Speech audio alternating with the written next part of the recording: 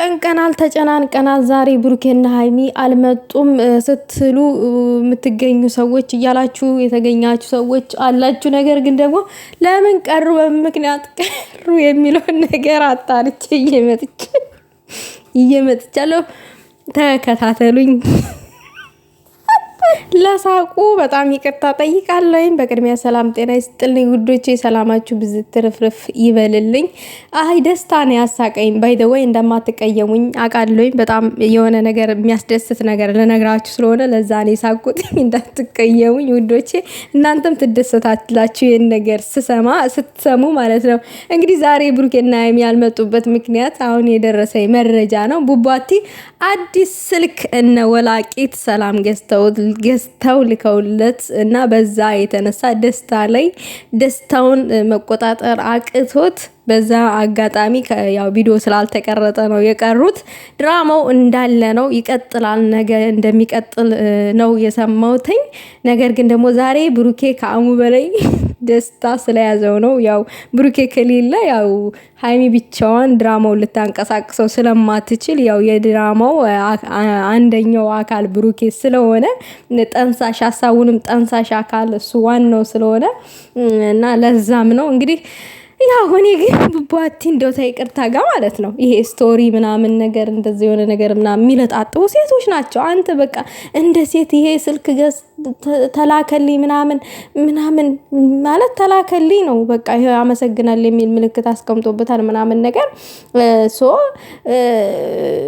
ተላከልኝ ነው ገብቶናል። እንኳን ተላከልኝ ግን ማለት ነው ቡባቲ ለምንድን ነው እንደዚህ መለጣጠፍ የሆነ ትንሿንም ትልቋንም መለጣጠፍ ምንድን ነው እንደዚህ? ለምንድን ነው አንተ ሴት የሚያደርገውን ነገር አታድርግ። ወንድ ነህ። ላይክ እኔ ሁሌ እነግርሃለሁ ጀንትልማን ሁን፣ በቃ ወንድ ሁን። ተው በቃ ቆፍጣናነትን ከሀይሚዬ ተማር። በቃ እኔ እኮ ሀይሚ እኮ ናት ወንድ ለኔ። የምሬን ነው የምላችሁ ወንድ ሀይሚ ናት። ምክንያቱም ብሩኬ ሴቶች የሚያደርጉትን ነገር ስለሚያደርግ በቃ ሴቶች የሆነ መለጣጠፍ ይወዳሉ ምናምን ነገር በቃ እሱ እንደዛ እያደረገ ነው ያለውና ምን ማለት ነው እንደዚህ? እና ለማንኛውም ግን እንወላቅ ሰላማ ማለት ነው። ለምን የተወላለቀውን ጥርሳችሁን አታስተክሉም? በቅድሚያ ማለት ነው ወላቃ ውልቅልቅ ነገሩ። እናንተ እኮ የሆነ የሃይሚን ፎቶ ስትዘቀዝቁ ምናምን የማይቆጣችሁ እንደዚህ አይነት ነገር ስለምታረጉ ነው።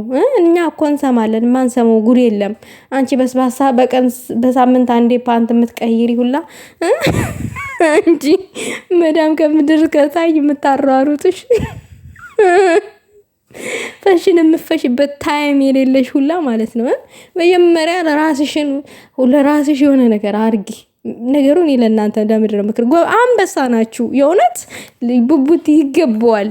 ጅግና ነሽ ሰላም። ይሄንን በማድረግሽ እኔ ደስ ብሎኛል። ምክንያቱም ቡቡቲ ስለሚገባው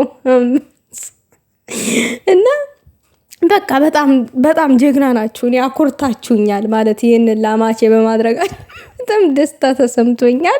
ደስታዬን መቆጣጠር አቅቶኝ ነው የሳኩትኝ። ለሳቄም በቅድሚያ ይቅርታ መጠየቅ ፈልጋለሁ። እና በቃ ቡባቲም ደስታ ላይ ስለሆነ ነው ያልመጣው። እንግዲህ ይሄንን የመሰለ አይፎን 16 ተገዝቶለት ደስታ ላይ ነው የተቀመጠው።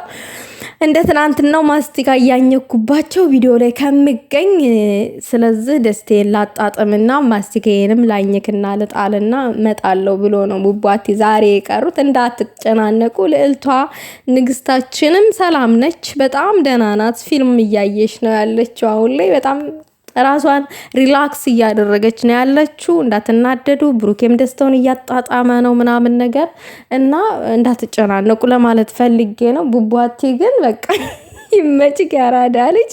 እንወላቅን አያያዝ ችለበታል፣ ቀጥልበት። እንወላቅም ደግሞ በጣም ጀግና ናችሁ። በቃ ትችላላችሁ ብያለሁኝ። አረ ወይኔ በጣም ደስ ብሎኛል። ባይ ዘ ወይ እና የምሽቱ ሰበር ዜና ይሄንን ይመስል ነበረ። ለዓለም አስተዋውቋል ይሄንን ስልክ እንደተገዛለት ቡባቲ። ምክንያቱም ቡባቲ እግዚአብሔርን 300,000 ብር አውጥቶ አንድ ስልክ አይገዛም። መስረግጬ ስነግራችሁ በኢትዮጵያ 300,000 ነው። ለምን ብትሉ እንደዛ እንዳልኩኝ ለሀይሚ 100,000 አውጥቶ ስልክ ገዝቶላት 30 ጊዜ ሲያወራው ነበር። አሁን ነው የረሳው እንጂ አልረሳ ብሎት ምናምን ነገር እና 30 ጊዜ ሲያወራው ነበረ 100,000 አውጥቶ እና 300,000 አውጥቶ ስልክ ገዝቶ ከኪሱ አውጥቶ ሊገዛ በጭራሽ አያደርገውም። እንዲ ቡባቲ እኮ የዓላማ ሰው ነው። ዓላማ አለው። ምን መሰላችሁ? ወደፊት 4 ልጆች አሉ የሚወለዱ ምናምን በጣም ብዙ ያቀደው ዓላማ አለው። እኔና አንቺ ያቀድነው ነገር አለ ሀይምዬ፣ ገና ያልጨረስናቸው እቅዶች አሉ ብሏል። ስለዚህ እነዛ እቅዶችን ለማሳካት እንጂ ወደፊት የሚፋጠነው እንዴት ነው? አንድ አይፎን ስልክ 300,000 ብር አውጥቶ የሚገዛው ምን ሆናችሁ ነው? ቡባቲ ዝም ብሎ ብሩን የሚያከሰር መሰላችሁ እንዴ? ምን ሆነ እንዴ? እሱ ዓላማ ያለው ሰው ነው። እና ሰውን ጀጅ አታድርጉ። ብሬን ያክል አውጥቶ ስልክ ይገዛል ምናምን ብላችሁ አትስሙ። ጥሩ አይደለም፣ ነውር ነው። ሰጪ ከተገኘ ግን ቴንኪው ብሎ መቃበል ነው፣ እጅን ዘርግቶ። እንዴ ሰጪ ተገኝቶ እንዴ ምን ሆናችሁ ነው እንዴ? ሰጪ ጠፋ እንጂ ተገኝቶ ነው እንዴ? ቡባቲ ያራድዬ ልጅ